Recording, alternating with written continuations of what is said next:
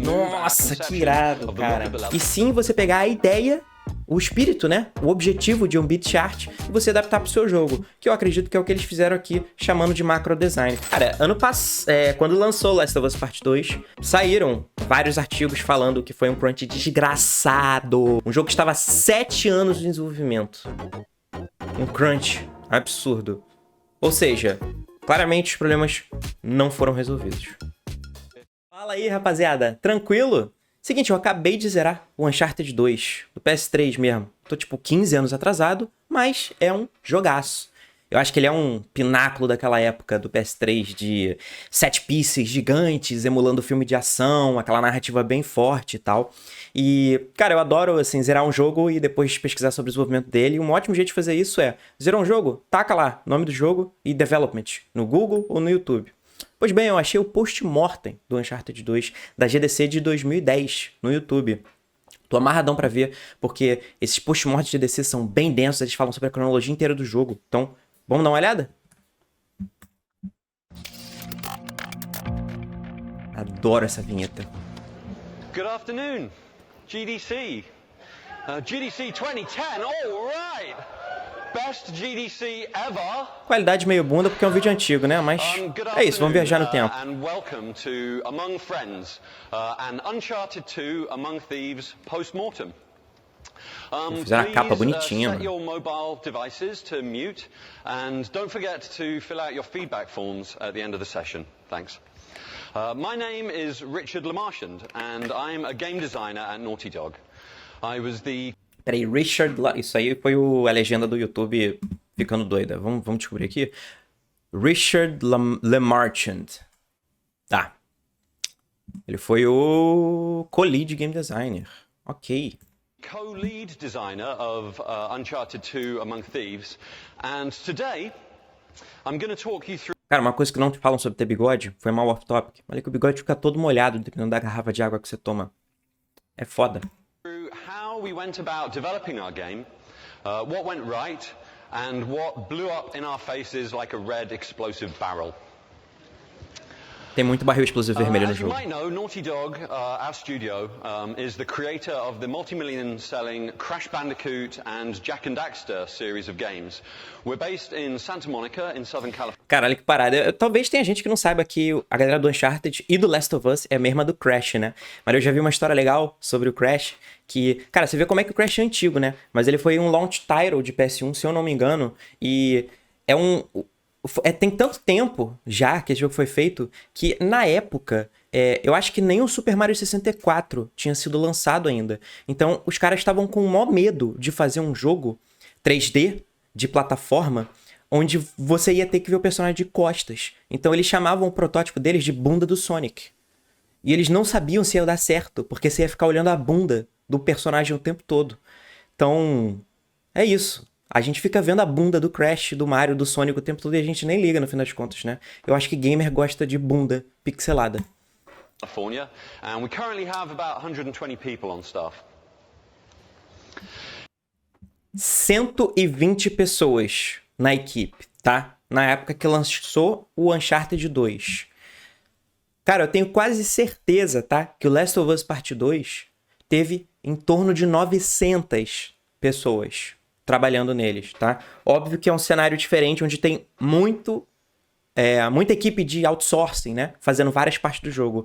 Mas olha que coisa maluca, como é que do final do ciclo de vida do PS4 pro meio da vida do PS3, inflacionou o custo de desenvolver um jogo. Olha quantas pessoas para fazer um jogo, tá?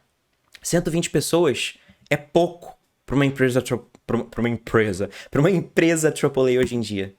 In 2007, we released Uncharted Drake's Fortune, our first game for the PlayStation 3, which introduced the world to the adventurous fortune hunter Nathan Drake. Jogão And também. last fall, we released Uncharted 2 Among Thieves, which has turned out to be the most successful game in our... Cara, as key art do Uncharted são incríveis, né? É impressionante, elas passam tudo do gameplay. Você olha pra capa delas e você já tá jogando o jogo praticamente. Isso já é um sucesso absurdo, sério. Que arte é uma das coisas... Que arte é o que a gente chama, por exemplo, arte que é usada na capa, na maior parte dos animais. Na maior parte dos materiais, os animais promocionais, né? Dos materiais promocionais. E, porra, a galera da Naughty Dog sempre acertou demais nisso. Studio's history. Now, we'd had a rough ride on Uncharted Drake's Fortune, including a mid-project production reset that saw us throwing away a lot of what we'd done and starting over. Não sabia We were disso. very happy with the game that resulted, but with our next game, we wanted to do a lot more. Well, we got what we wished for, because Uncharted 2 was the most ambitious project we'd ever attempted at Naughty Dog, and we chose to tackle some particular... Cara, o Drake tá parecendo muito aquele meme do Giga Chad aqui, não tá? Olha o queixo desse maluco. Nossa senhora. brutal challenges, both technical and design related. So, how did we manage not to screw it up? Well, there were some things that we nearly did screw up, and hopefully this post-mortem will help you to avoid at least... Cara, o fato de que post-mortem é autópsia em português é muito correto, assim. Se você já lançou um jogo, realmente no final todo mundo é um cadáver, basicamente, no desenvolvimento. Mas autópsia é um nome muito bad vibe. Então eu sou a favor de abrasileirar os termos. Mas terminar um jogo e fazer uma autópsia é foda. Some of the spiky ceilinged pit traps that we fell into. So we start every new project with a short list of project goals, and we refer back to them throughout development to make sure that we're staying on track. As we completed Uncharted Drake's Fortune, we already knew that we wanted to make a sequel, and we began to discuss what we wanted to do with it. Our top-line goal was that we really wanted to create something that a lot of us at the studio had been dreaming about for a really long time. That is to say, a fully playable version of a big summer blockbuster action-adventure movie, which kept...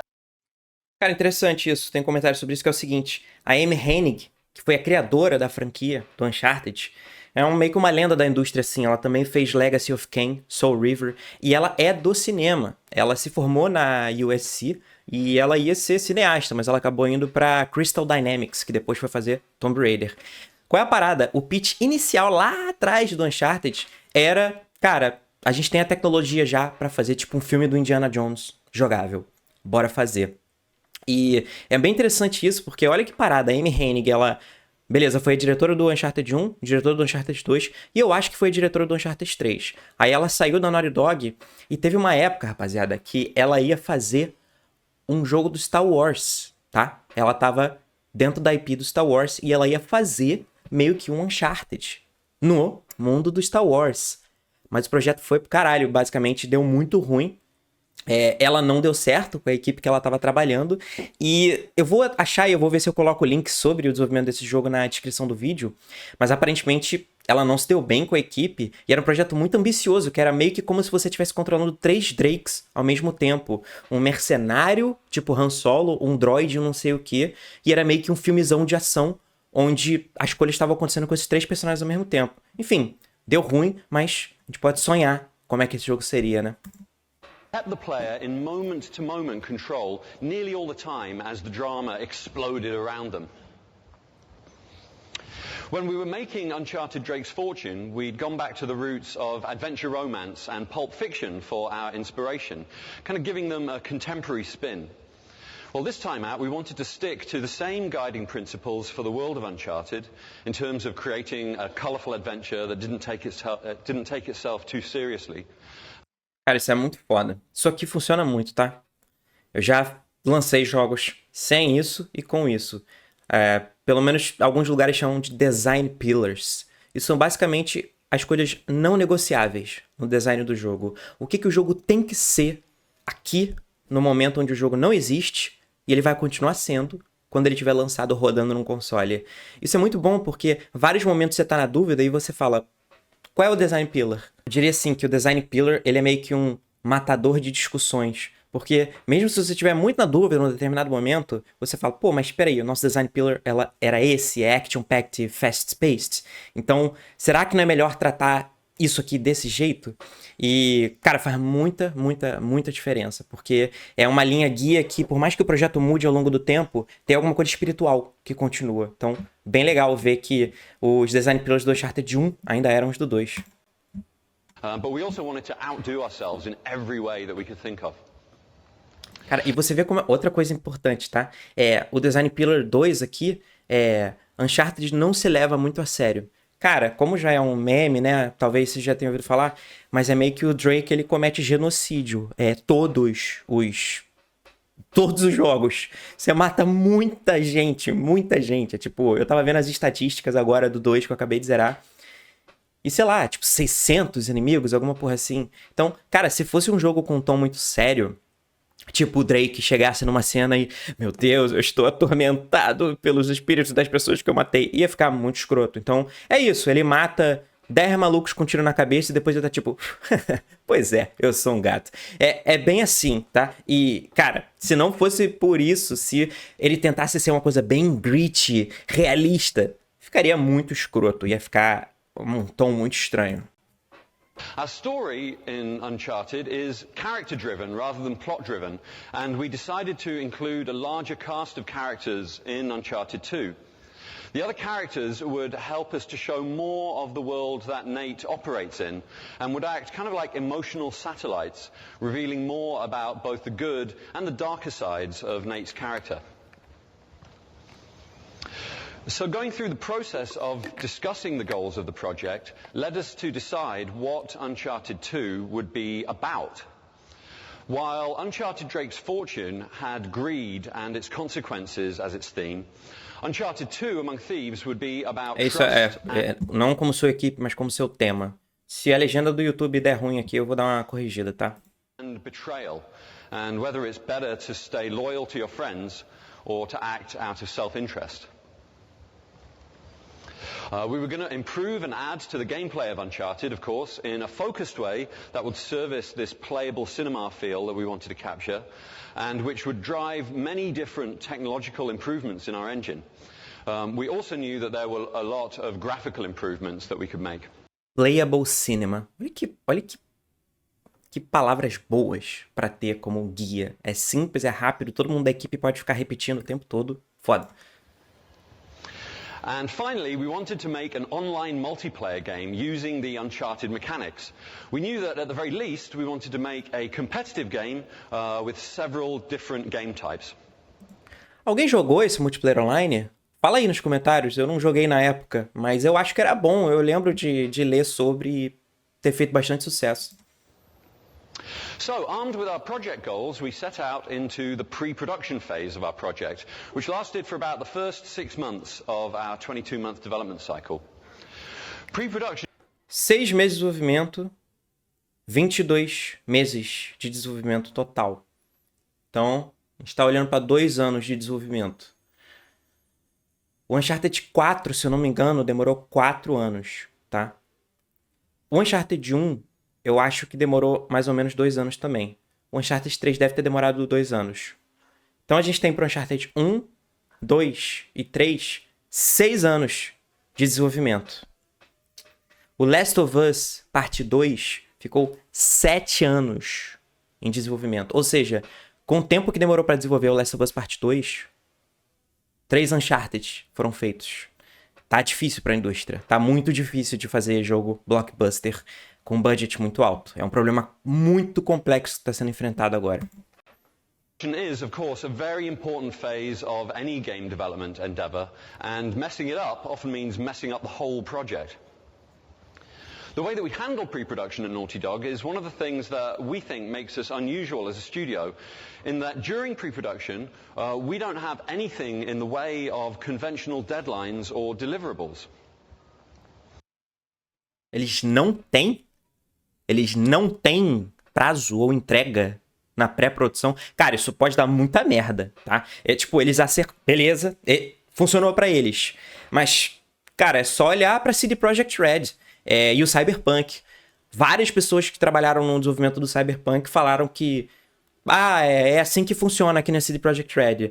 Fuck around, faz 1 milhão de coisas, faz o jogo dos sonhos na pré-produção, coloca todas as mecânicas do mundo, né? Faz um bagulho impossível, aí de repente chega a administração, rapaziada, a gente precisa do jogo lançado para esse ano fiscal. E aí fudeu, é um crunch desgraçado para tentar pegar tudo que você experimentou na pré-produção e transformar num jogo shippável. Então, bizarro. Quero ver como é que eles fizeram funcionar isso. Our pre-production period is this very free-form time where we conduct brainstorms, we talk about gameplay and story ideas, we make loads of concept art and pre-visualization animations, and we do as much prototyping of gameplay as we can with whatever tools that we happen to have on hand. And I'll show you some of our previs animations in a few minutes. Maneiro. So by doing this, we pretty quickly come up with a handful of ideas that are simply too good not to include in the game. One such idea that came to us very early was embodied in a simple photograph, that of the Paro Taxstang. Cara, olha que foda. Isso é a fotografia de inspiração. Eu acho que ele vai mostrar daqui a pouco a fase. Mas impressionante, cara. Como é que eles pegam uma coisa do mundo real e transformam numa fase engajante, muito bem resolvida, 2 anos depois, sabe? The famous Tiger's Nest monastery in the tiny country of Bhutan at the eastern end of the Himalayas. The way that the monastery seems to cling on to the side of the cliff seems perfect for Uncharted. So the photo gave us a good grounding in reality for the larger-than-life scenario that we invented.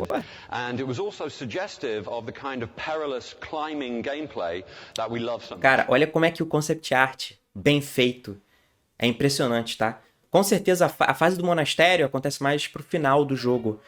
Cara, você quase consegue jogar esse concept art. Você consegue visualizar tudo. De como é que o Drake vai se mexer aí, como é que vão ser os tiroteios, como é que vai ser a vibe. Muito foda. So we soon began to design and build a level based on the Tiger's Nest, long before we had any real idea of how it fit into the rest of the game. Porra, and there's a cautionary tale in there, which I'll tell in a moment. Tá, ele acabou de falar que isso deve ter dado merda em algum momento. Mas eu achei genial, genial, tá? Uma das coisas que é interessante sobre o desenvolvimento de jogos aqui, às vezes a gente, pelo menos no início, né? Você meio que vai desenvolver um jogo quase que com a cabeça de quem joga um jogo. Então muita gente, sei lá, vai fazer um jogo, alguma coisa assim, e falha a primeira fase. Cara, a primeira fase é a última que você faz, tá? O que você faz, nem faz uma fase, né? Mas você faz meio que um protótipo de várias coisas ao mesmo tempo, assim. É um protótipo que já brinca com várias mecânicas. Eu fico imaginando que, realmente, a fase do monastério, eu acho que é a antepenúltima fase. Uma fase gigante. E o fato deles terem já tentado primeiro fazer essa, pô, me parece genial. Não sei o que deu merda. Another idea that came to us early in pre-production was the notion that Drake would fight along the top of a train as it sped through a landscape. The idea was such a perfect fit with the pulp-inspired tone of Uncharted that we knew that we had to do it. Pô, peraí, que a legenda é tom inspirado na polpa. Ele falou aqui. Não é bem isso, é tom inspirado em Pulp Fiction, tá? Pulp Fiction, pra quem sabe, pra quem não sabe, não é o filme do Tarantino, tá? O filme do Tarantino, na verdade, tira o nome do Pulp Fiction. O que era o Pulp Fiction? Era basicamente no início do século XX, ao invés de ter Netflix, o que a galera tinha? A galera comprava folhetins, histórias serializadas que vendiam em bancas, assim, na cidade. E elas eram impressas no papel bem vagabundo, tá? Que era o pulp. Era um papel amarelo. E essas histórias tinham várias histórias de crime, de aventura, de atravessando o mundo em busca de um tesouro, umas coisas meio noir também. Então, quando ele fala inspirado em Pulp Fiction, ele tá falando dessas histórias, tá? O Pulp Fiction do Tarantino tira o nome porque são meio que várias histórias interligadas, inspiradas na estética dos Pulp Fictions, né? Indiana Jones é Pulp Fiction, total. And this piece of concept art illustrated the idea for us just perfectly. However, we didn't want to go the same route that train levels in video games had taken in the past, where the train is actually static and the background is scrolling by, creating the illusion of movement. We wanted to do it for real, and that gives me a chance to describe how gameplay ideas like these in pre-production can drive the technology path that we take. So the desire to create this level, which was one of the first that we conceived and one of the last that we completed, drove an enormous chunk of the new technology we created for Uncharted 2. Cara, muito foda. Olha que interessante. A fase do trem do Uncharted 2 foi a primeira a ser conceituada e foi a última a ser concluída. Então, olha como é que isso pode sair um pouquinho do que a gente espera do desenvolvimento, né? Ah, não é que você vai fazendo uma fase de cada vez. Essa fase foi trabalhada durante todo o desenvolvimento do jogo. Technology that became very important for the cinematic set pieces throughout the whole game. We called it our Dynamic Object Traversal System. Anyone? This system provided us with the ability to have player character Nathan Drake and all of his allies and enemies in the game able to use all of their traversal and combat abilities on any moving object. Now, this might not seem like a big deal, but for those of us who had been working on 3D character action games for a while, it was pretty much the holy grail, because it would allow us to do things that we had only been able to dream of before.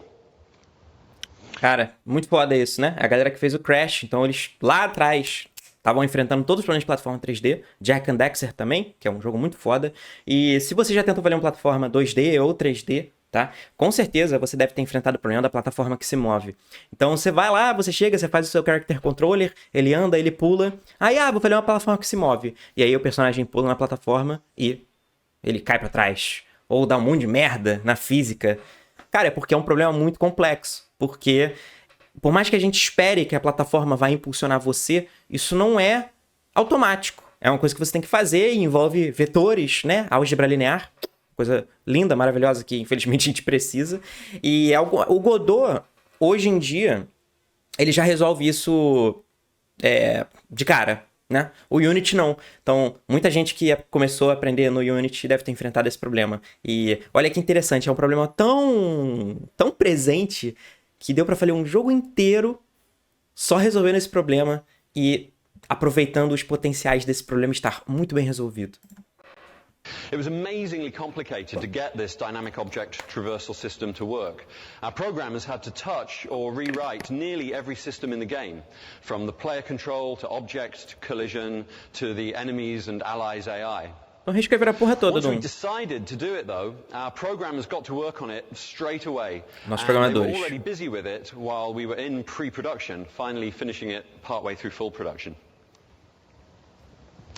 Taking the leap to do something like this, as crazy as this, took a lot of tenacity and courage, and we had to keep going even when it felt like an impossible task.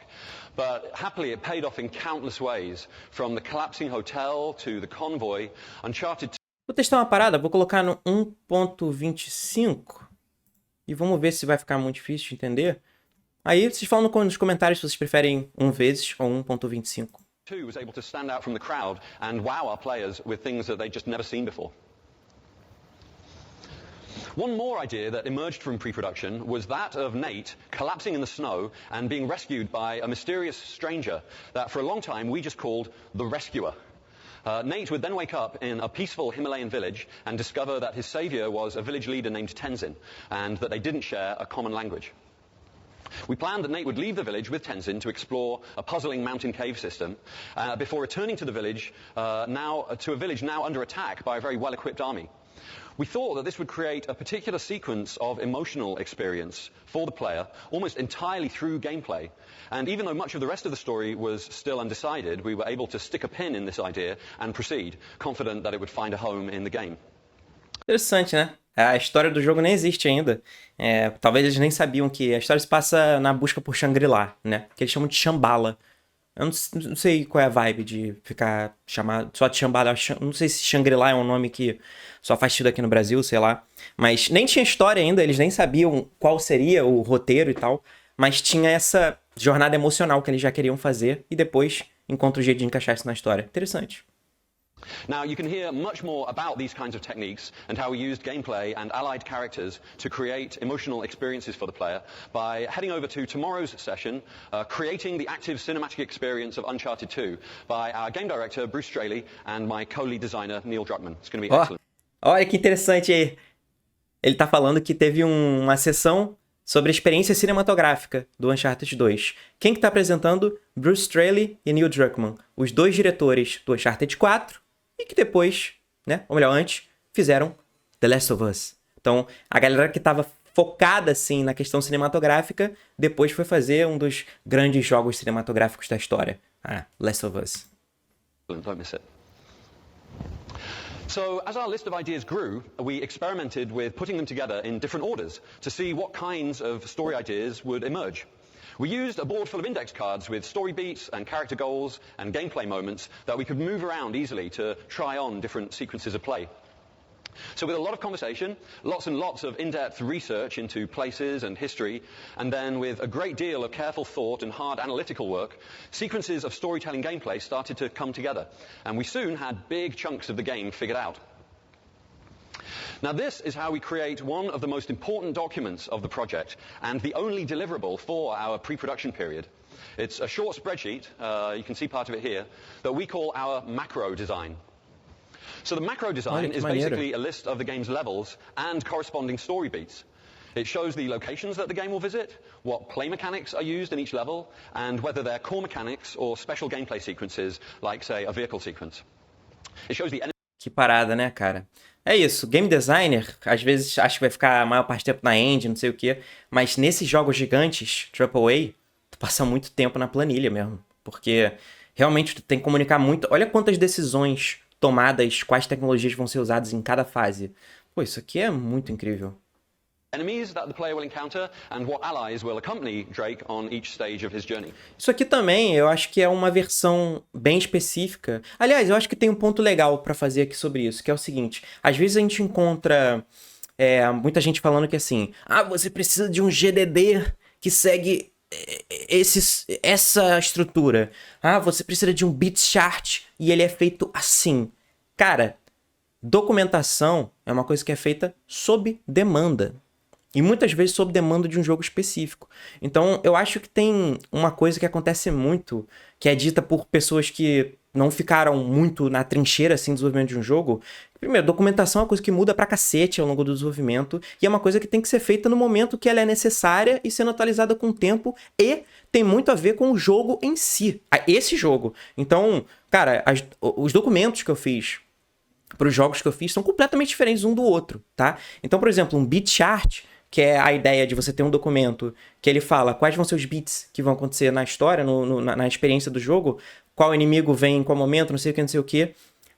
Não é muito uma ideia de você pegar um template e fazer. E sim você pegar a ideia, o espírito, né? O objetivo de um bit chart e você adaptar para o seu jogo. Que eu acredito que é o que eles fizeram aqui, chamando de macro design. Que é uma outra característica da indústria, né? Todo mundo dá nome pra porra toda. Ninguém decide um nome só. Aquele bagulho vermelho que aparece quando você tá morrendo no Call of Duty, cada empresa de FPS tem um nome diferente pra ela. The macro also showed us that we would have a focus on Asia as a location for much of the story, that the true story of Marco Polo's lost fleet would provide us with our real-life historical mystery for the game, and that the plot would hinge around an old friend of Nathan Drake's who would ultimately betray him. So the macro is something like a game design document, but it's a lot more concrete than any 100-page game design ever written at the end of pre-production, because it has enough of a level of abstraction that you don't waste time devising details that later get changed. The macro design for Uncharted 2 was only 70 rows long, and it shows the structure of the game that we shipped a full year and a half later, almost exactly, to within 5 or 10%. Caraca, meu irmão. So as we Impressionante. progressed through pre-production, there were a couple of other important gameplay systems that we decided to get busy with. Também diria que eu acho que isso é um privilégio de ser uma sequel, né? Acho que seria um pouco mais difícil fazer isso pro primeiro jogo de uma série, porque eles já sabem qual é do jogo, já sabem qual é a tecnologia, mais ou menos. Então, por mais que você tenha que... Não acho que o jogo não vai mudar absurdamente no meio do desenvolvimento, né? There were a few gaps and spaces in the play mechanics of Uncharted Drake's Fortune.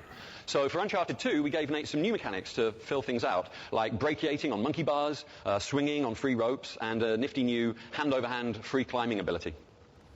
Braquear é um verbo? Eu acabei de aprender esse verbo. We also wanted Nate to be able to pull out his gun and return fire to an enemy no matter what he was doing in the world, whether he was climbing, balancing on a fallen beam, and even when he was in mid-air during a jump. It didn't take us very long to flesh out these abilities, and expanding Drake's traversal gunplay like this was good for us when it came to devising combat scenarios, because it meant that we could throw down some enemies in just any section of the game, and in that way discover novel combat setups in the most unexpected traversal sequences. We also started work early in pre-production on improvements to our AI that let players choose to engage with our combat setups in an action stealth way. In order to let players hide out and observe the enemies and figure out how to possibly infiltrate their ranks and even manipulate them into positions that would make them easier to defeat, we gave our enemies an investigate behavior that they would use when they thought they'd heard or seen something unusual, and also a search behavior that they would use when they had seen Drake but they didn't currently know where he was. Cara, realmente, a IA do Uncharted 2 é muito boa. É um jogo bem difícil, assim. Também, novamente, coisas boas de fazer uma sequel, né? Com certeza eles melhoraram muito a IA que já existia do Uncharted 1. Now, these techniques paid off right throughout the whole player experience, so it was really good that we got started on them early during pre-production. One last important thing for us to do during pre-production was to get a handle on how long it was going to take us to create the big set pieces that we wanted to have in the game. One particular sequence from Uncharted Drake's Fortune had stuck in our minds and really fired our imaginations. It was the one you can see here, just a simple sequence at the island waterfall where an explosion near a truck full of enemies flips the truck and forms a bridge. It was a really dramatic moment, just like something from one of our favorite action-adventure movies, but it played out almost entirely in gameplay. It made us feel that we had only begun to scratch the surface of what was possible in terms of delivering a truly interactive cinematic experience. And we thought that making bigger set pieces and moving away from so-called quick-time events was probably a great way to go. Well, it was a great way to go, and everyone seems to really like the set pieces in Uncharted 2. However, they are enormously time-consuming to implement. We had foreseen this, and so early on in pre-production, we got busy building a version of the collapsing bridge. Tivemos 4, tá errado ali, we had foreseen this, acho que ele entendeu 4. Tínhamos previsto isso. The monastery that you encounter towards the end of the game. We confirmed our suspicions about how extremely time-consuming that kind of sequence was to build, and so we hired some very technical scripting designers trying to make sure that we had enough people to get everything done in time. It didn't quite work out perfectly, though, as you'll hear later on. Cara, ele tá reclamando assim de quanto tempo demora pra fazer, mas tem várias dessas sequências. Tô bem impressionado que eles conseguiram fazer mesmo sendo tão difícil. That we had taken away from our post-mortem of Uncharted Drake's Fortune was that simply getting on and starting to build something is the very best way to go about the creation of a video game. Sim. We'd spent far too long theorizing about our game's design and production during the creation of the first Uncharted, and it wasn't until we pressed forward with the construction of some gameplay and levels that we made the real discoveries that allowed us to optimize the production and finish the game in good style. Isso aí. Mano, todo mundo faz a mesma merda, lá do Olimpo até o inferno, do 120 pessoas trabalhando até o indie. É sempre as mesmas cagadas, é passar muito tempo imaginando como é que vai ser, não um tempo bastante prototipando. É impressionante isso. Hit the ground running with Uncharted 2. The team was eager to keep the production momentum that we'd built up over the previous 3 years working on Uncharted Drake's Fortune. And using the first ideas we decided that we would use, everyone began to create art and implement game mechanics and lay out levels almost immediately. Now, this meant that our artists were polishing their level building approach and making useful assets much earlier than they'd been able to before. And by the time we hit full production, criando assets úteis, we were in a much better position than we had been at the same stage of the last project. However, moving forward so quickly meant that the end of pre-production and the beginning of full production kind of got a bit blurry. We came to the official end of pre-production when we finished our macro design, but it was something of a soft finish. The parts of the macro to do with the way that the story came together at the end of the game were a bit light on detail. Cara, olha que zona, né? Normalmente o que você vê / ouve é que a pré-produção termina quando você termina o corte vertical. Pelo menos é o que acontece em muitos jogos, muitas empresas. Corte vertical para quem não sabe, é basicamente você faz um pedaço de gameplay que é basicamente o jogo final. Então, por exemplo, você tem 10 minutos onde você vai pegar com uma cara muito final, que basicamente poderia estar no jogo final. Um tiroteio, um movimento. Parece que o Drake é o Homem-Aranha, mas ele é o Homem-Aranha, né? A maior parte do jogo. E aí você faz esse protótipo e aí você tem meio que uma prévia do quanto demora pra fazer cada coisa. Quanto que demora pra fazer um tiroteio, quanto que demora pra fazer uma set piece, quanto demora pra fazer não sei o quê. Agora eles estão falando aqui que a pré-produção terminou com esse documento, esse macro design. Muito doido, mas funcionou pra eles. Cada empresa faz de um jeito. Então, cuidado com pessoas falando sobre desenvolvimento de jogos que são muito ortodoxas, tá? Falando que todo jogo precisa de um GDD. Todo jogo precisa do não sei... Cara, as coisas são mais complexas do que parece. Jogo é uma mídia muito nova, tá?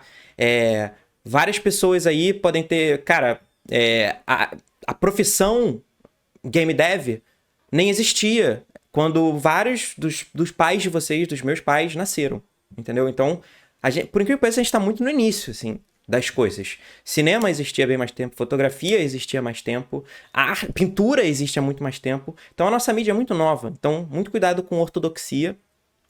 O que é certo pro seu jogo é o que é certo pro seu jogo e só dá pra descobrir desenvolvendo o seu jogo. Led us directly into what could have been an enormous disaster for our project, and which we only narrowly avoided. It took us a long time to work out how the story would come together, in the monastery in particular. And when you play it through, you might notice that there aren't really enough strong story beats there to match the length and the intensity of the gameplay. And it's the first place in the game where the pace of the experience kind of begins to lose steam a bit. Of course, as soon as we realized what was happening, we scrambled to patch things up. But at the end of the day, we had committed too much to the level in terms of its final art, and we couldn't really bring about a perfect fix.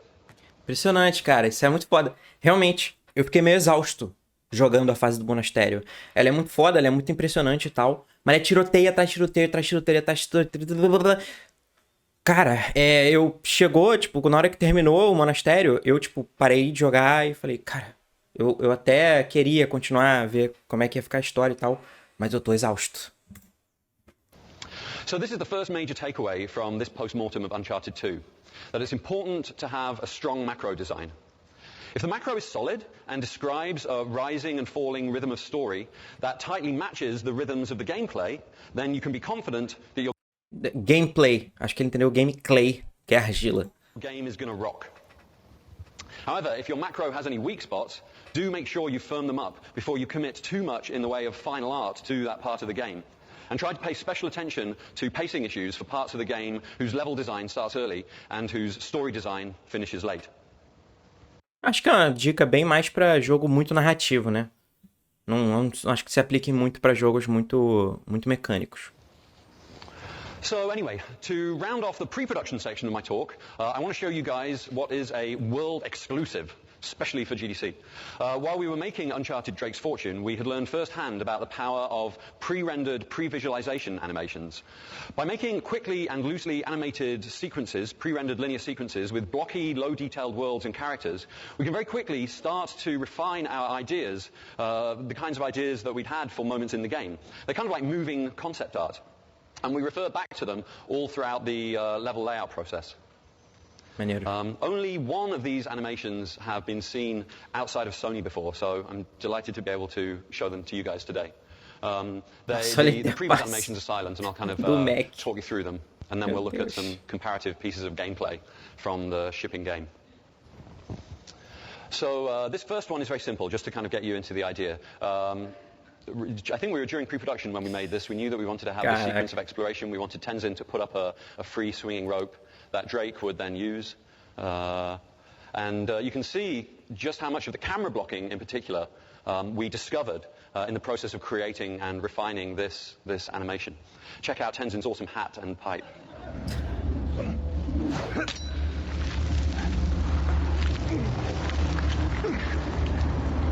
Cara, que foda. Você vê, antes era só animação, era gameplay zero. Mas só com animação deu pra descobrir muito sobre câmera especificamente.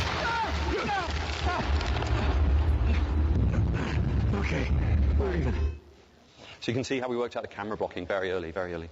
And this one's in 2 parts. We didn't use these pre-viz conceptions very much. We did use this one, Drake taking cover on a corner, which then gets blown up by the tank. We made it so that if you ran directly away from the tank, you would get killed by the tank's machine gun in order to be able to push the player around the level while still giving them freedom of movement. But it did really help us start to set the tone for the village. This next sequence you can see much more directly translates into the game. You can see the ongoing love affair that we have with parkour and free running, and the fact that we've probably recently seen the Bourne Ultimatum. Cara, isso aí também é um exemplo de, assim, o que é um estúdio com muitos recursos de 3D, né? Muitos animadores 3D, muito competentes. Os caras podem simplesmente animar sequências inteiras simulando o gameplay, e isso é mais barato do que fazer o gameplay. É muito louco isso. And if you played Uncharted 2, you will recognize this moment. It didn't translate directly. In fact, you'll see that the sequence of play leading up to this. Olha só, cara.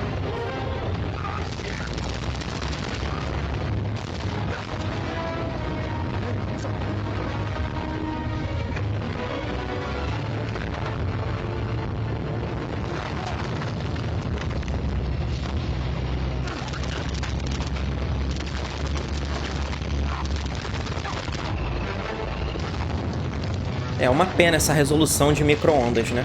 Mas tem um tanque aparecendo aí. And then this last one is a little different. This shows the use of previs animatics just ahead of full production. We made this one just before we implemented the sequence in the collapsing hotel, which was part of our E3 Sony press event demo. Putz, and you can see that there's an extremely tight correspondence o prédio cai e você vai correndo e pula. Porra, olha isso, cara, com um tiroteio rolando. Tipo, a tecnologia pra fazer isso funcionar, meu irmão. Eu não acreditei quando eu tava jogando essa parte. Eu tava no meio de um tiroteio e o prédio tava caindo. Eu morri. Porque eu não acreditei que aquilo tava acontecendo. E é um jogo do PS3. É um jogo que tem 15 anos já.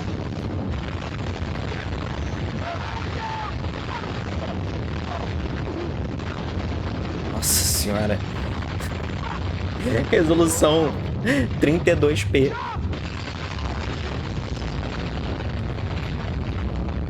Muito bom. Parabéns, rapaziada. Sua corcunda.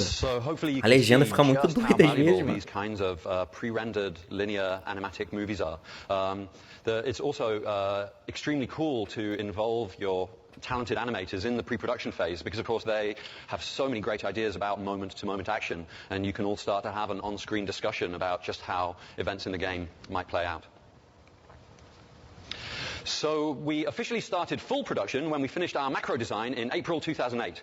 Of course, once we were in full production, we needed some micro design to go along with our macro design.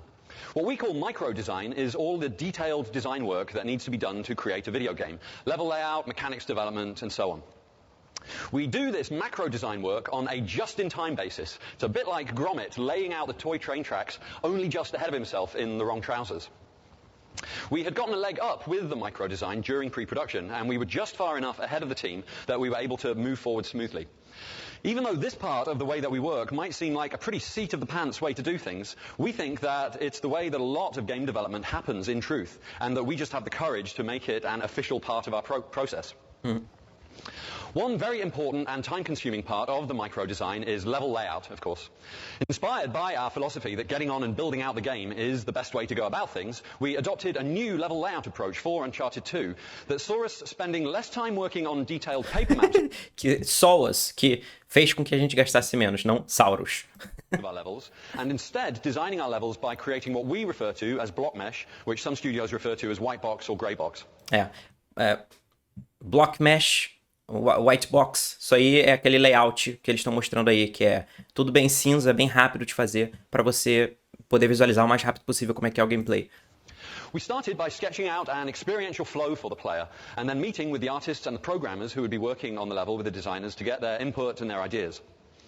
Then we just started building simple geometry in Maya to rough out physical footprint no Maya. and playtesting it on literally anyone who came within arm's reach and getting constructive input from as many different people as possible.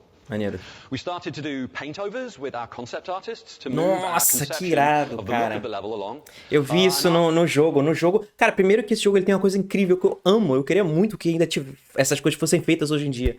Mas você desbloqueia concept art. Isso é muito lindo. Eu adoro isso. Tipo, por que isso é uma coisa que parou de acontecer, sabe? Tanto assim. E aí você consegue ver isso, que é as várias fases, tem lá o block mesh, tira um print do block mesh, do white box, e pinta por cima. Cara, os desenhos ficam muito incríveis, mas claramente isso ajuda muito pra galera que vai fazer colocar os props, né? As decorações depois por cima da fase. Pô, olha que foda isso.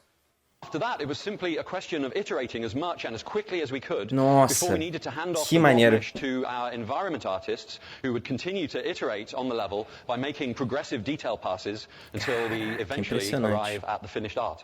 Caraca. Agora, uma coisa que eu acho incrível que o Uncharted faz, e isso realmente dá pra ter uma palestra da GDC só pra isso, né? Que é como é que eles conseguem, olha quanto ruído tem, mas dificilmente você tá perdido sem saber pra onde ir no Uncharted. Sempre é bem claro qual é o caminho crítico, assim, do jogo. Isso aí, cara, às vezes, óbvio que fica um pouco óbvio, né? Que é aquela coisa, a famosa tinta amarela, né? Pra onde que eu vou? Procura alguma coisa que tem tinta amarela e agarra, tá? É isso. Então, às vezes é assim, mas eu acho que o Uncharted, no geral, é bem elegante com isso. There is one potential downside to rushing ahead with level layout in block mesh like this, which is that there's a danger of not putting quite enough thought into the layout and of missing some opportunities to make it multi-dimensional in terms of its gameplay possibilities. You also run the risk of not thinking about whether what you laid out as a blank wall will become filled with attractive detail and look climbable, misleading or confusing the player. Bola clima é climbable, This is a pretty serious problem in Uncharted 2, especially in detail-rich areas like the one you see here. So in the future, we're going to try and find a better balance as regards these aspects of our layout process, and we're going to try and have more of a layout focus on realistic architecture earlier, and how its details will affect the player's experience. In full production, our project runs much like a conventionally scheduled game development project.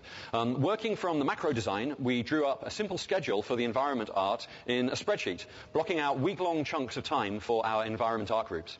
We were able to do this with confidence because the macro design had given us just enough detail to see where our efforts should be distributed, and we knew that since the creation of the environments was the most time-consuming thing that we had on our plates, we could use this main schedule as a kind of backbone of schedule for everything else to hang off, and that we could always be sure that we were making solid progress towards our final goal. As the level designs firmed up, we also got busy making lists of everything that we needed for each level, since we wanted to make each one as functionally complete as soon as we could. So we listed out objects, sound effects, visual effects, and animations that we needed to tie everything together, and we got them into the hands of the relevant leads as early as we could. We need an enormous volume of entities to make a game like Uncharted 2. For example, we had 80 in-game cinematic animations, what we call IGCs, in Uncharted Drake's Fortune. But we had 564 IGCs for Uncharted 2. Now, this is a pretty amazingly large amount of work to requisition and produce on an ad hoc basis. So the leads of each department had to juggle their priorities a lot, and they worked very hard to get everything built in the right order. They had to be very patient as the designer of each level came up to them, bugging them over and over again for the stuff that they needed. And it's really only because of our ability to work together without much friction that our games always come together on time. So now let's talk tech for a bit. We had created an entirely new engine from scratch in the course of developing the first Uncharted, and that really allowed us to hit the ground running when we started Uncharted 2. But we had a long laundry list of improvements and updates that we wanted to make. Bom, não sabia disso, mas pelo visto a série Uncharted foi numa engine própria. Não sei o 4, mas é interessante ver que, assim, obviamente eles tinham os recursos pra isso, né? Mas, porrada, curioso pra ver qual é o nome dessa engine. Será que eles ainda estão usando pro Last of Us? And by the time we finished, we'd changed so much that we dubbed the engine the Naughty Dog Engine 2.0. Ah, é Naughty Dog Engine. As you probably heard already, if you're interested in PS3 development, we went cell processor crazy on Uncharted 2.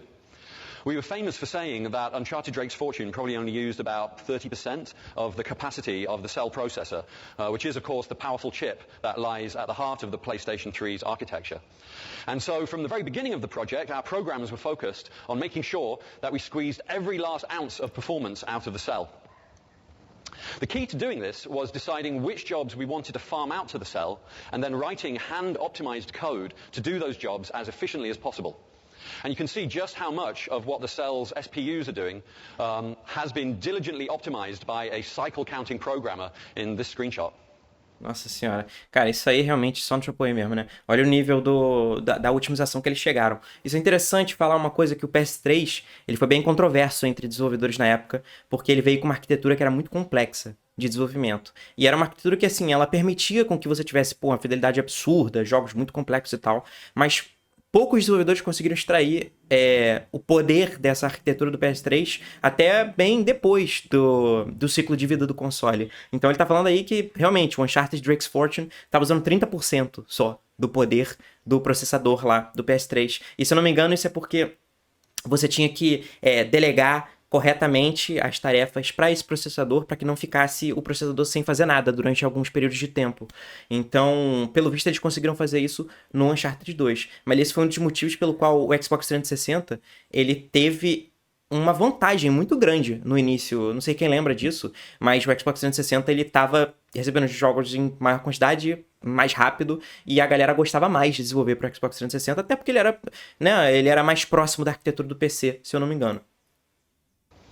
Probably the biggest technical change from the way that we did things on the first Uncharted was não that we tem used the loading cell processor as a graphics chip, running it in parallel with the PS3's dedicated graphics processor, the RSX. We only did vertex processing on the SPUs before Uncharted 2, but now we do pixel processing, and we get much richer graphics by doing this. By moving jobs to the SPUs, we were free to do more on the RSX, and you can see the graphical leap forward that we made as a result of this when you look at the snow and the ice shaders that we created for the ice cave. You can also see the fur shaders. It also made the fur shaders possible for our awesome howling wolves. I so wish we could get this t-shirt. We used light maps for the first time to get better detail in our pre-rendered shadowing in Uncharted 2. And to complement them, we were also able to use a lighting technique called Screen Space Ambient Occlusion, or SSAO, which was hugely instrumental in making our game look as solid and as grounded as it does. SSAO is a rendering technique for efficiently approximating the computer graphics ambient occlusion effect in real time. And as I move through these slides, hopefully you can notice the effect. Ambient occlusion is what simulates the real... Cara, foda. Às vezes trabalho como desenvolvedor de graphics, né? Muito... Você faz uma diferença muito grande, às vezes você faz diferença muito pouca, que as pessoas ficam tipo, qual é a diferença nesse negócio? Mas realmente, se você tá vendo o mesmo ambiente há meses, faz uma puta diferença, oclusão, tá? Oclusão é aquela sombra que acontece localmente em objetos e tal. E... Cara, em vários jogos, se você tirar a oclusão, pelo menos no Uncharted tem esse SSAO, talvez seja mais comum hoje em dia. Eu não sou um cara muito de graphics assim, mas faz bastante diferença. World effect of the darkening that you see in nooks and crannies, and in the concave space where two convex objects touch each other, like in between your fingers right here. Our SSAO is completely on the cell processor's SPUs. Our graphical post-processing effects were also completely on the SPUs. These included big improvements in the quality of our bloom effects and the huge leaps forward that we made with depth of field. Exploração, ele tá querendo dizer bloom, tá? Bloom é um dos efeitos de post-processing mais comuns, assim, e mais queridos. Realmente, no geral, se você colocar bloom, vai ficar melhor, porque ele dá uma... Eu não sei exatamente, provavelmente vou falar merda aqui, mas basicamente, se você olhar pra ele deixa... Ele dá uma vibe de um mais claro, quase que uma aura nas escolhas para elas ficarem um pouquinho mais claras. Quando exagera, fica muito escroto. Mas no geral, cara, é quase tiro e queda. Se você colocar Bloom no Godot, no Unity, vai ficar melhor. Which was kind of a hack for the first Uncharted, but which for Uncharted 2 was a much more physically correct solution, which of course made the times that we used it in the service of cinematography that much more powerful as a storytelling tool. We also implemented a filmic HDR response curve, and Uncharted 2 has a much wider range of colors in between light and dark than its predecessor, making it look much more like the game was shot on film, again supporting our goal of creating a cinematic reality. So 9 months before launch, we suddenly realized that our frame rate was, to put it bluntly, pretty crap. So we had to mobilize to fix it, and right up to the end of the project, we had a huge focus on frame rate. Both our programmers and our artists had to work very hard on the issue to make sure that we hit 30 frames a second consistently throughout the whole game. And so... Cara, é sempre assim. Quase todo post-mortem de jogo 3D AAA, você vai ver isso. Muito foda, a gente fez esse monte de coisa muito legal, não sei o que, não sei o que. O último ano de desenvolvimento foi um inferno, porque a gente teve que fazer o FPS ficar bom. Sempre assim. E, cara, hoje em dia tá pior do que nunca. Então, a maioria dos jogos que você for jogar no dia do lançamento, hoje em dia, o FPS é uma bosta. Por quê? Porque, cara, tá cada vez mais difícil de otimizar.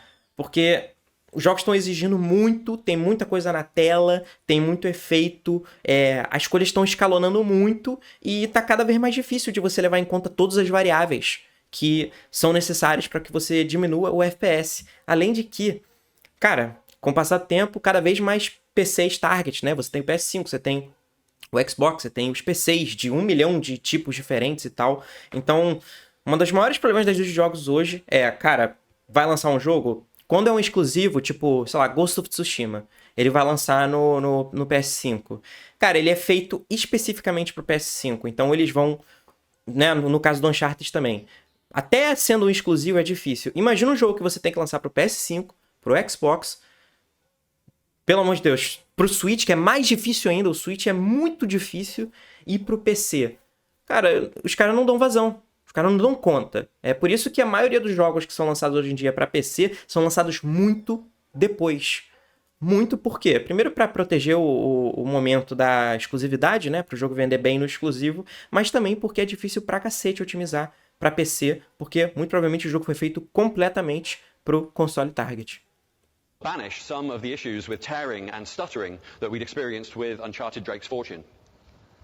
We had to give people the analytic tools they needed to keep the game inside frame rate, and we had to make a memory sacrifice in order to achieve the triple buffering solution that finally got rid of the tearing.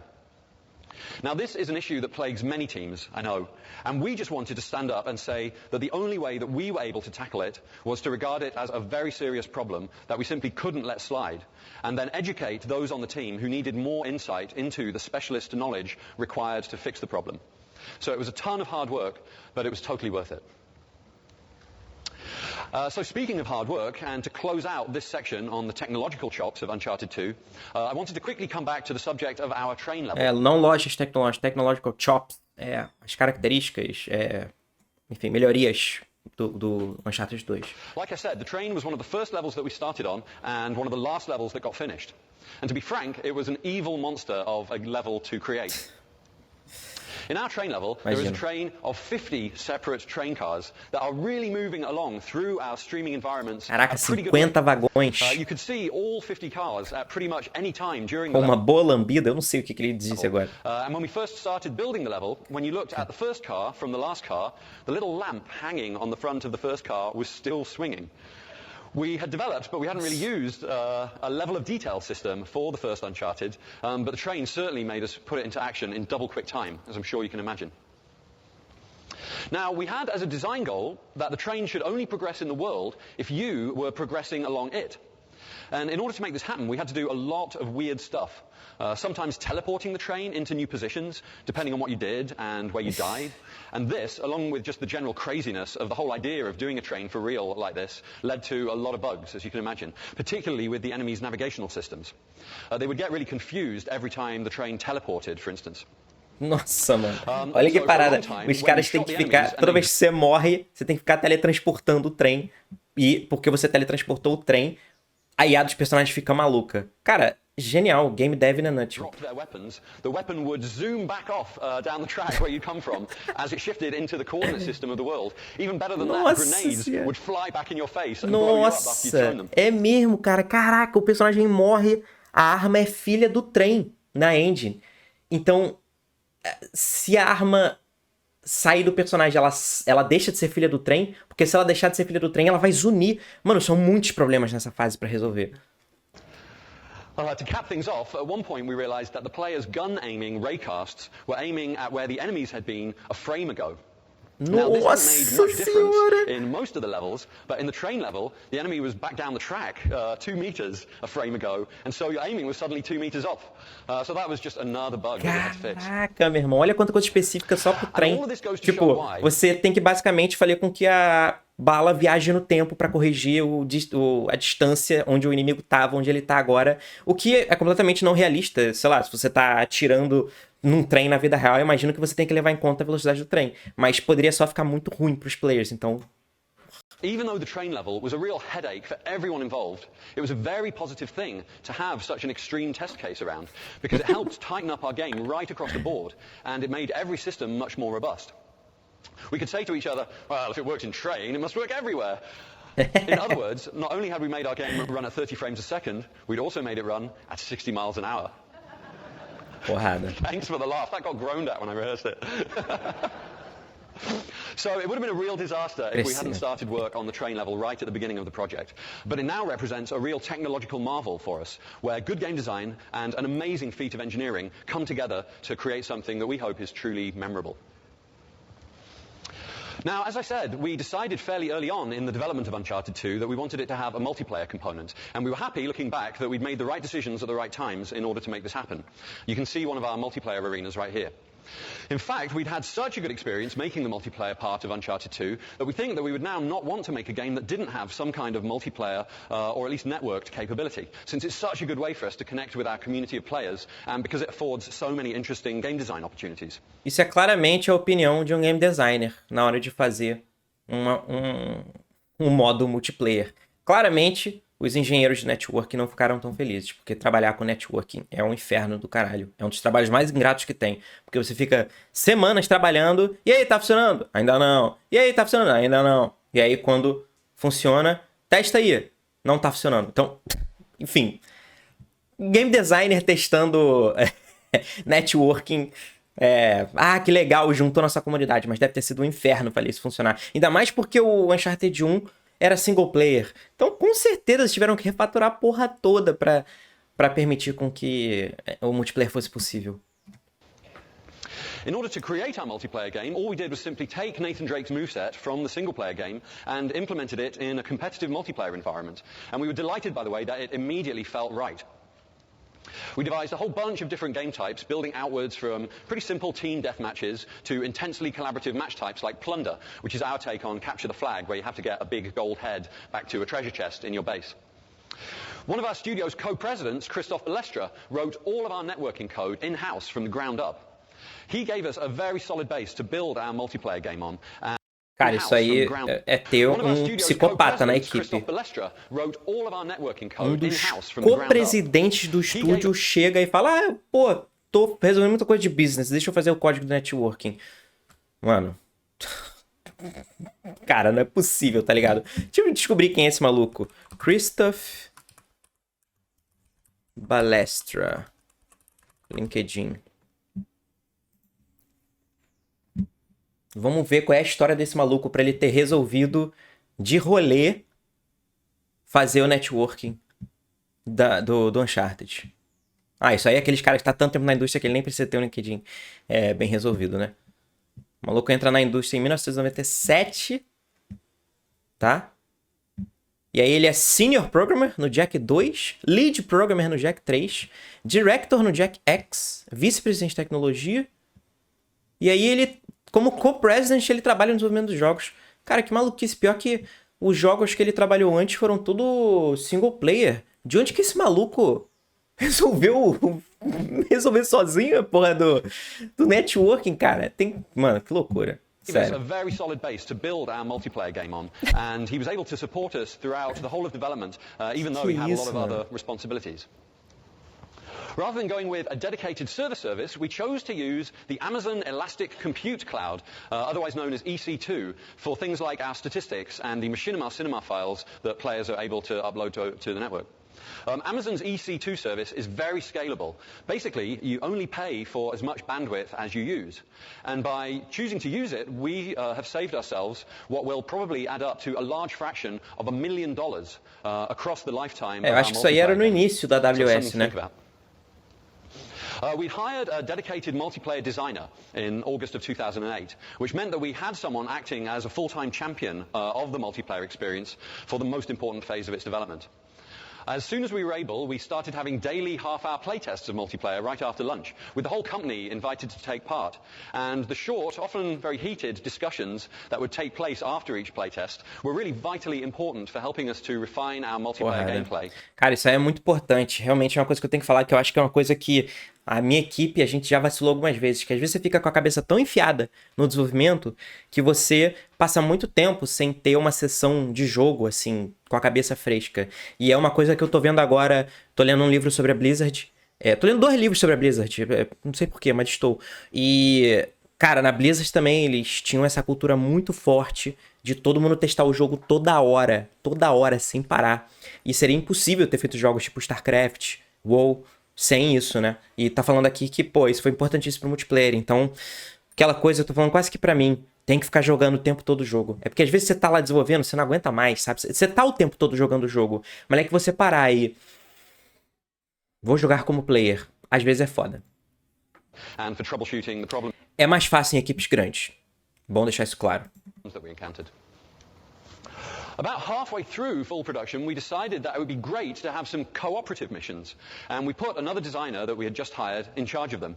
As you'll know if you've played them, they're like little alternate reality missions set in levels that we excerpted from the single-player game, with new scenarios for the Uncharted characters to have little Genial, short, reutilizando. mini-adventures in. They're a ton of fun, and we think our players love them. But looking back, deciding to try and create co-op missions so late in the day might have been the point where we began to overextend ourselves. Decidir tentar criar missões co-op tão tarde. A legenda deu ruim agora. But our multiplayer guys became such a great team, and they really rocked the huge responsibility that multiplayer implied. Não, olha isso, cara. São 2 GDs pro modo multiplayer online do Uncharted 2. 2 GDs, aparentemente, pelo que ele tá falando. Os caras... assim, os caras não, tá tudo bem, não sei o quê. E eles estavam, tipo, cagando sangue no banheiro depois. When we announced our multiplayer game at a special press event in early 2009, some internet-posting fans of Uncharted Drake's Fortune were concerned that the single-player game of Uncharted 2 was going to suffer as a result of the attention that we would have to give our multiplayer game. Well, even though we did have to do a lot of hard work to realize all of our ambitions, it turned out that the multiplayer actually helped the single-player game. You see, we'd had to tighten up the player mechanics and make them a lot snappier once we got them into a multiplayer context. And that actually fed back into the single-player game and gave it a much better, tighter feel. These are the kinds of synergies that we love to find when we're building a game, and we're always on the lookout for them. So that was a terrific one to discover. During the development of Uncharted 2, we took our first steps into what was, for us, we took our first steps into the brave new world of outsourced art assets. We worked with XSpec in Taiwan and Lady Luck in the Philippines, and both studios did a really amazing job. For our part, we made sure that we gave our partners everything they needed to succeed. Outra característica interessante, né? Mas ele tá falando que teve 2 estúdios que fizeram outsourcing de arte. Cara, hoje em dia, você pega um Assassin's Creed, um Horizon da vida, tem mais de 10 estúdios de outsourcing, de arte. Tipo, tem muito mais gente, porque tem muito mais asset pra fazer, muito mais. Que loucura. And we almost went as far as training them to make art that we could use. We would provide a package of reference materials that included specifications and quite detailed construction instructions, screenshots of the locations where the assets would be used to show their context, and prototype geometry to define precisely the volumes that the assets should occupy. We ended up outsourcing all sorts of work, from environments and cutscene stages to characters and accessories, along with monotonous work like UVing and LODing. And it's really thanks to our outsourcing teams. UVing e LODing são etapas de 3D. Enfim, vou escrever isso não, que é um negócio muito técnico, mas eu posso escrever lá na descrição o que é. That our game is as full of eye candy as it is. Outsourcing in this way didn't seem to have any uncomfortable or negative effects on our company culture either. We were simply very happy to have the additional help, and it meant that we could scale up and down where necessary without having to strain our internal infrastructure through costly expansion or the horrible discomfort of layoffs. Cara, que loucura. Isso devia ser no início desse momento forte pra caralho de outsourcing. Ele tá falando como se fosse uma novidade, né? É que hoje isso é tão comum e tem tanta gente trabalhando nos jogos que é até engraçado ver essa fala meio tipo, esperançosa, meio naive do início das coisas. It also meant that our level artists were able to spend more time focused on maintaining their levels and iterating on level design with our game designers, while someone else sweated at least some of the details. Sweated suava nos detalhes. So about 2 months out from E3 last year, we started to organize what we were going to show at the event. We had 2 big deliverables, a playable demo of a section of the game in our fictional Nepalese city, and a movie-style trailer that would show a lot of different parts of the game. However, while we'd started work on everything that we wanted to show, a lot of the assets and gameplay were going to need a great deal of polish if they were going to be as impressive to E3 attendees as we wanted them to be. And we often do this with our projects at Naughty Dog, using a deadline to do with showing our game in public to drive production. And the raw terror that it inspires certainly helps us to buckle down to some serious polish. In the end, our E3 demo went very well, creating the right impression at the Sony press event, where our other co-president, Evan, gave it an amazingly sure-footed live drive. And we were also very pleased with the way that the trailer turned out. But the next time you watch our E3 trailer, I want you to bear in mind that the things that you see in there were almost the only things in the game that were finished to that level of polish. And if the camera had turned just a meter to the left or É nível de polimento, não de polonês. right, you'd be seeing behind the scenes and not in a very good way. So making the demo and the trailer was extremely useful because it told us exactly how much work we were going to have to do to bring things up to a level of polish that we were happy with. And we found out that that was a lot of work. Engraçado, né? Você vê que parece que o que normalmente é o corte vertical, meio que pra eles foi essa milestone da E3, que eles mostraram para as pessoas e deixaram o nível de polimento até o talo, né? Indeed, it was round about this time, in the spring of 2009, that we realized just how much game we had bitten off, and that we were going to have to either chew extra hard, or make some cuts, or choke. Clássico. Between competitive multiplayer, our co-op modes, and our sizable single-player game, we've been really ambitious, probably over-ambitious. In particular, even though we tried to plan ahead for them, the set pieces in the single-player game had taken much longer to create and polish than we'd anticipated, and putting them together was immensely difficult, far worse than some of us had experienced, even in our most brutal crunches. Can you hear that throbbing? It's kind of matching the dramatic tone of this moment. We know that a lot of developers who enjoyed Uncharted 2 are probably going to be aiming high now in terms of their own set pieces. And so another important takeaway from this post-mortem... Lance de bola parada. Isso aí é o país do futebol, né? É pior que é a mesma coisa. Moleque, ele tá falando lance de bola parada, mas é set piece. Set piece são esses momentos muito fodas do Uncharted, que o prédio cai e você sai correndo e pula dele, que você tá no trem, essas coisas assim. Is a warning about just how long it takes to get that stuff right. Even though we'd planned ahead, the set pieces took much, much longer than we'd expected, and they contributed significantly to the crunch that we experienced at the end of the project. Tava demorando pra chegar nisso, né? Mas claramente tá se encaminhando pra isso. Certamente eles cruncharam pra caralho, porque realmente tá me parecendo no post-mortem que os caras deram a louca na pré-produção, continuaram dando a louca na produção e parece que foi a E3 que mostrou que, tipo, tem muita coisa pra fazer, não vai dar pra fazer tudo. E aí, bota os desenvolvedores pra trabalhar igual uns filhos da puta. E overtime, 16 horas por dia e tal. Que é o normal da indústria, que é um negócio extremamente antiético.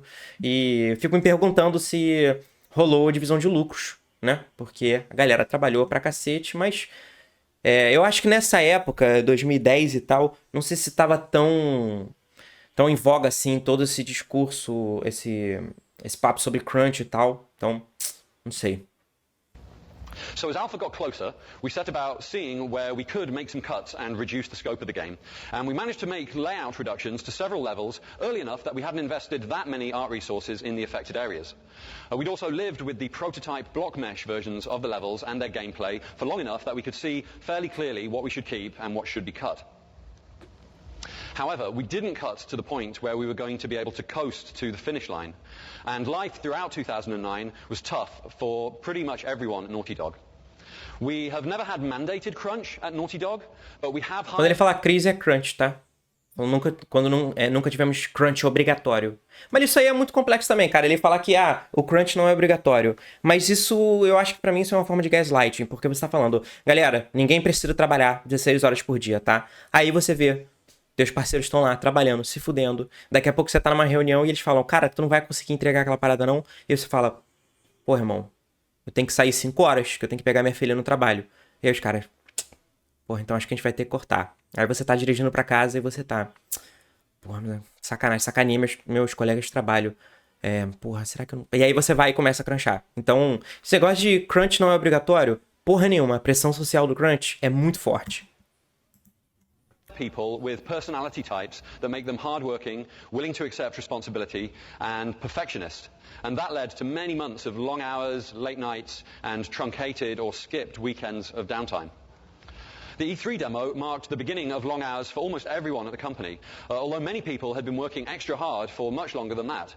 And that led to a summer of stresses on people's family lives and personal health, and of course the problem of the reduced productivity of tired people. Essa é a parte dark, né? De um jogaço, de um jogo AAA.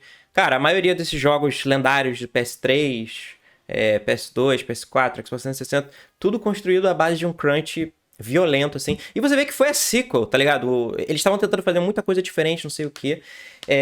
Mas aí vem a questão, né? Eu estranhei lá no início que os caras não tinham corte vertical quando eles terminaram a pré-produção.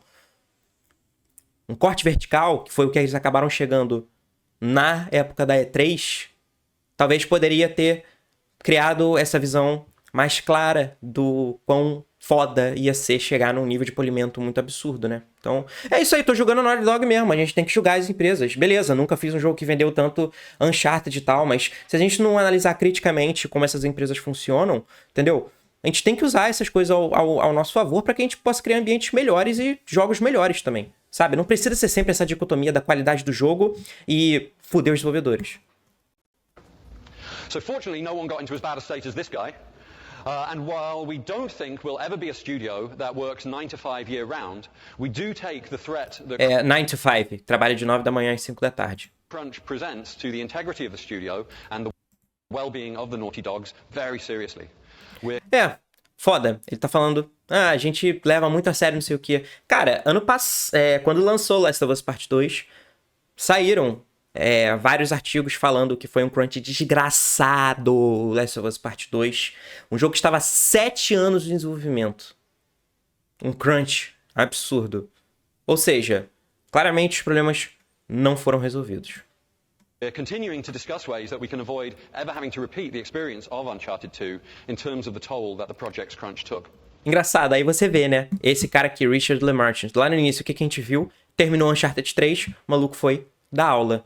É isso que acontece, cara. Muita gente sai da indústria de jogos porque é uma bosta, sabe? É muito difícil de você conseguir ter uma vida normal. Muitas vezes você vai ser mais mal pago também, provavelmente, sacou? Principalmente como dev. Você é um engenheiro foda de networking. Cara, vai trabalhar na Amazon, você vai ganhar o quádruplo e você não vai ter que ficar você não vai ter que ficar crunchando. We know that we have to become more disciplined about setting and hitting internal deadlines as well as external ones to get more traction on our projects earlier. And we're going to try other approaches like putting mandatory limits on the amount of time that people can spend at the office. So changing track a bit, in the course of Uncharted 2 we did more playtesting than we'd ever done before, running 15 playtests over the last 10 months of the project compared to only 7 over the whole 3 years of the development of Uncharted Drake's Fortune. Now, these were formal playtests with groups of 10 players selected from the general public who would play the game, or as much game as we had, right through. We do this in addition to all of the informal playtesting that we do every day on each other. Playtesting and metric data analysis have always been very important tools for us, but they were particularly important for Uncharted 2 because several complex sequences of gameplay only came together very late in the project. And in order to make sure that we weren't introducing any difficulty spikes, we had to scramble to add additional sanity check playtests right up to just days before Gold Master. Caralho. Doing the playtests in-house was the only way that running so many tests was possible, especially when a lot of them took place. Gold Master é a versão final que vai ser prensada no CD mesmo, enviada para a fábrica. Então, se fizer merda no Gold Master, é patch day one. At short notice, and it also had the enormous benefit of allowing all of our designers and QA leads to regularly see their levels in action with brand new players. As our playtesters played, we uploaded metric data about their actions to a database over the network. Things like how long it took them to complete each part of the game, or how frequently they died between continued points. When we put that data into a spreadsheet and looked at the maximum, minimum, and median values for each point of data, and then color-coded cells that had values above certain targets, parts of the game that were potentially problematic immediately jumped out at us. Mano, é isso. A melhor arma do GD é uma planilha, bicho. Olha como isso aqui é útil. Dá pra você enxergar claramente, instantaneamente, quais partes do jogo estão dando ruim de dificuldade, por causa da quantidade de... Olha isso, você morre no jogo, isso é enviado para um database, e aí os playtesters vão jogando, vai entrando nessa planilha e você vê quais partes do jogo estão um pouco difíceis demais. Então, ao invés de você ir no feeling, você vai na métrica. Muito foda. At the gameplay videos that we had recorded during the playtest sessions to investigate each potential problem. Notice that one poor player had to play our train yard fight 27 times before they finally beat it. That was horrifying when we saw it. Luckily, we were able to spot that one and fix it. So it took a lot of energy and commitment to properly carry through with diligently playtesting every last thing we built, but it was definitely worth it in terms of the quality of the game that we shipped. Muito legal isso aqui é bom, hein? As we approached our alpha deadline, we organized a series of rolling deadlines, locking down the levels. Isso é uma parada que é até razoável de fazer num jogo indie. Óbvio que não você ter todo dia várias pessoas diferentes fazendo playtest. Mas esse negócio do jogo mandar métrica para um database, e aí esse database você consegue visualizar o que está acontecendo, quantas mortes estão acontecendo. Achei bem legal essa ideia. Small groups over the course of the 4 weeks leading up to each of our alpha, beta and gold master dates, rather than having the whole game come due on the same day. With a game as large as the one that we were making, it made good sense to do this in order to have fewer moving parts as we got close to the end of the project. We'd always planned to have long alpha and beta periods of 6 weeks each. We simply needed that much polish and bug fixing time for the size of the game that we'd made, and we're firm believers that allocating sufficient polish time can make or break a game's quality. However, having said that, we didn't have any time for any kind of post-production, and that was one last small disaster that we just had to suck up and deal with. Our particle artists and lighting artists and sound designers had to scramble for every second of polish time that they could grab, since the rest of the team, designers and artists in particular, were making changes and bug fixes that affected their work right up until the end. In the future, we're determined to build proper post-production time into our schedules so that our games can have the level of aesthetic polish that our audience increasingly expect. So we hit Gold Master on August 20th, and after that there was just the usual work to do. Copy editing the strategy guide and starting to look towards the press and promotion work for the release of the game. We were extremely happy with the way that the game had come together, and we thought that we probably had a hit on our hands. Now all that we could do was wait and see how critics and the public would receive the game. Phew. Happily, it seems that everyone agreed with us, that Uncharted 2 Among Thieves is the best game that we've ever made. We're delighted to have been awarded a quite staggering 33 Game of the Year awards. So I quickly wanted to thank and congratulate everyone at Naughty Dog and at Sony and all of our partners beyond the studio who have helped our game become such a big hit. So at some point during the development of... Engraçado, cara, eu lembro de novinho entrar no Game Trailers e ver que o Uncharted 2 tinha ganho o melhor jogo do ano. Uncharted 2 Among Thieves. We started calling it Uncharted 2 Among Friends. Just for a laugh, really, and to keep ourselves G'd up in the middle of all of this hard work that we were doing. But it also meant something deeper, at least it did to me anyway. I haven't really had time today to detail all of the unusual things that we do when we're developing a game at Naughty Dog. If you're interested to hear more about our unusual methods, please check out a talk that I gave just last month at the DICE conference. You can find a video of it by googling Naughty Dog. Conferência de dados. É a DICE. É uma das maiores conferências da indústria também. DICE G4. In short, we work... Se eu achar essa outra palestra aqui dele, eu posso colocar na descrição também. In a very fast, loose, seat-of-the-pants way that puts an emphasis on our team members taking responsibility for the production and organization of their own work and for the design of the game. We encourage our team to stay constructively critical and honest with each other at all times, and to always keep an open mind about our design and production process to make sure that we're working in the best ways that we can possibly work. We always take the time to listen to each other respectfully, and we never make things personal. We always have to remember that we're all in it working together towards the greatness of the game. And working in a way that builds strong collaborative relationships between our team members is the only way that we could make a game like Uncharted 2. And there is nothing as satisfying, of course, as the feeling that you're working at your optimal capacity among peers who respect and trust you. One last tiny bit of advice. If you're working... É muito complexa, fica meio uma vibe errada, esse discurso todo, depois de, enfim, quase um ano de crunch, sei lá, pelo que ele falou, sei lá, 8 meses de crunch. É foda. On a story game, make sure that your game is about something, apart from just murking on dudes. Human experience is incredibly varied and complex. Tenha certeza que seu jogo é sobre algo ao invés de só atirar em caras. And when we discuss it in our games with subtlety and nuance, people invest their most personal values, their fears and their hopes into the experience, and it becomes not only more entertaining, but also more culturally valuable. So I'm afraid that I don't have time to take questions on stage, but if you wait for me just outside the room here, I'll be happy to try and answer any questions you might have. Don't forget to go and hear the other Naughty Dogs talk. You can see a massive... Caralho, olha isso, mano, que doideira, 2010. Uma porrada de coisa do Uncharted. Uncharted 2, direção de arte, pipeline de personagem, criando a experiência cinemática ativa com Bruce Straley e o Neil Druckmann. Porrada, os caras dominaram a GDC. Ó, tem um com a Amy Hennig aqui. Os caras dominaram a GDC de 2010. Ó, mas tá vendo como é que tem algumas coisas muito mais específicas? Aqui, Uncharted 2, HDR Lighting. Uma palestra só sobre iluminação HDR. Isso aí é muito comum também. Creative Director Amy Hennig and Cinematics Animation Lead Josh Scher will be talking about the process of capturing the performance of our amazing actors and of animating our characters in just half an hour right now, 3 p.m. room 303. It's going to be a must-see session for fans of Uncharted, so rush over there to ensure you get a seat. We're hiring...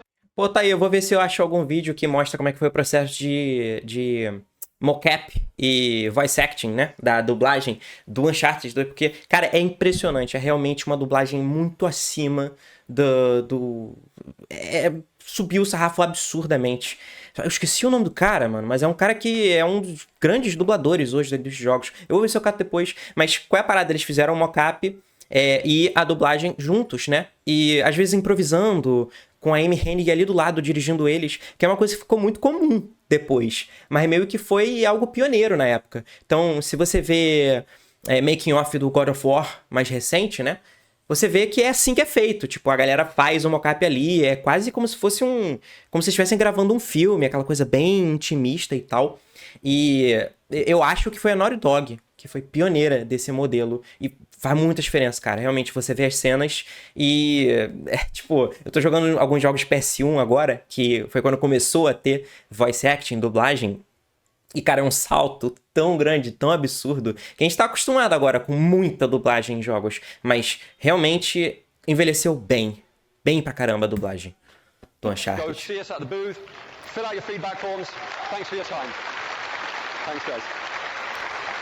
É isso aí, rapaziada. Curti bastante, eu acho que tem alguns aspectos. Eu gostei bastante dessa coisa do... O documento macro foi uma perspectiva diferente, mas ao mesmo tempo eu acho que isso causou problemas mais à frente. Eu acho que só funciona pra empresa grande que tá fazendo um jogo que já tá bem fechado, sabe? Se fosse um jogo que tivesse muita coisa pra experimentar, tipo o Uncharted 1, provavelmente não foi feito assim, sabe? E não ter um corte vertical, eu acho que pra mim esse é um exemplo de caso de que não ter um corte vertical pode ser muito perigoso. Mas eu achei bem legal esse negócio os playtests ficarem mandando métricas para um database para você poder balancear o jogo melhor e tal. E, cara, sempre bom. Adoro palestra de GDC. Gente, aproveitem esse canal. Esse canal é muito bom, tá? Esse canal foi muito importante na minha jornada como desenvolvedor de jogos. Tem várias palestras que realmente mudaram a minha vida, tá? Teve momentos assim na faculdade que eu assisti junto com vários amigos que queriam fazer jogos também.